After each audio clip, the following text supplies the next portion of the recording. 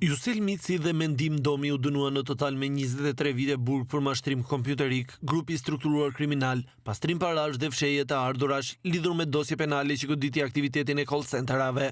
Përkatësisht, Jusel Mici u dënua me 12 vite burg që në aplikim të gjykimit të shkurtuar do të vuajë 8 vite heqje lirie.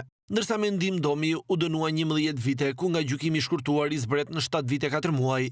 GKKO vendos që dyshja e të rinjve ta vuajë dënimin në një burg të sigurisë së lartë. Në kuadër të kësaj dosje, togat e zeza vendose të konfiskojnë pasuritë e këtyre dy shtetasve dhe familjarëve të tyre, që deri më sot ishin në sekuestro.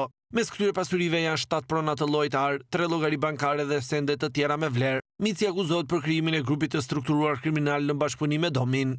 Mashtrimi online lidhej me investime shumash në letra me vlerë dhe kriptovaluta dhe përdorimin e shoqërive fiktive për kalimin e vlerave monetare të mashtrimit. Këto shoqëri që përdoreshin për aktivitetin kriminal, duke hapur llogari rrjedhëse të huaja, duke menaxhuar faqe interneti që reklamonin aktivitetin, si dhe përdornin call center në Itali dhe Shqipëri, nëpërmjet të cilave kontaktonin klient, duke i bindur të bëshin pjesë e programeve të rreme të investimit. Autorët i propozonin viktimave të derdhnin shuma të konsiderueshme parash nëpërmjet transferimeve online në llogaritë rrjedhëse të huaja të kompanive të mësipërme.